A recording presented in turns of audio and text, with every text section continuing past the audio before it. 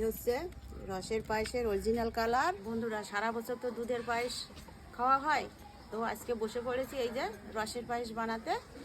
তো রসটা তো শীতের সময়ই পাওয়া যায়, আর আমাদের বাড়ির বড়রা সবাই রসের পায়েস খেতে খুব পছন্দ করে। ভিডিওটা তো দেখেছো, রসটা জাল দিয়ে নিয়েছি। আর আমি রসের পায়েসটা কিভাবে রান্না করছি তোমরা প্রথম থেকে শেষ পর্যন্ত দেখতে থাকো। আজকে আমি রসের পায়েসটা নারকেলের দুধ দিয়েই রান্না করব। এই দেখো, 600 গ্রাম গোবিন্দভোগ চাল নিয়েছি, আর এখানে যে 4টে তেজপাতা নিয়েছি। চালটা দিয়ে দেব।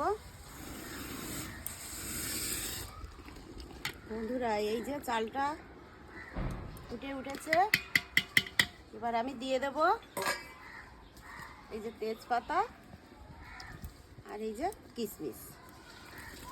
রসটা তো জাল দিয়ে অনেকটা গাঢ় হয়ে গেছে, এটা তো অনেকটাই মিষ্টি লাগবে, তাই জন্যই এই পায়েসে আমি আর চিনিটা ব্যবহার করব না। লবণ ছাড়া তো কিছু রান্নাই হয় না, তো আমি দিয়ে দেবো 1 চিমটে লবণ। এই যে বন্ধুরা, নারকেলটা তো কুড়িয়ে নিয়েছি, কুড়িয়ে নিয়ে মিক্সিতে অল্প করে একটু ঘুরিয়ে নিয়েছি। নারকেলটা একটু নরম হয়েছে, এবার নারকেল থেকে আমি নারকেলের দুধটা বার করে দেবো। ঘিরান তো দারুণ বেরোচ্ছে। আইবি রে, এদিকে একটু আয়।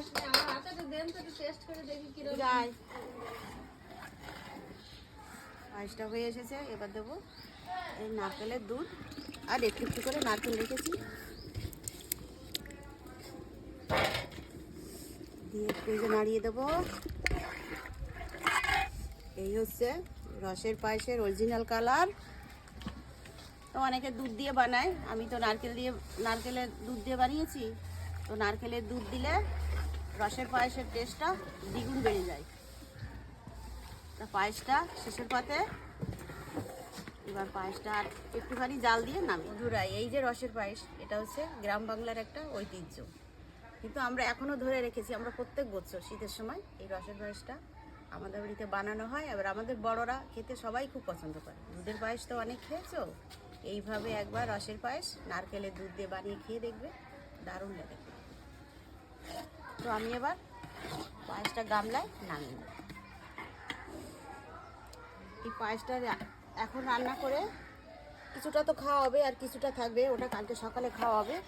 ঠান্ডা রসের পায়েস খেতে কিন্তু খুব ভালো লাগে। 2 গামলা রসের পায়েস নামিয়ে নিয়েছি, আর তোমরা রেসিপিটা এইভাবে একবার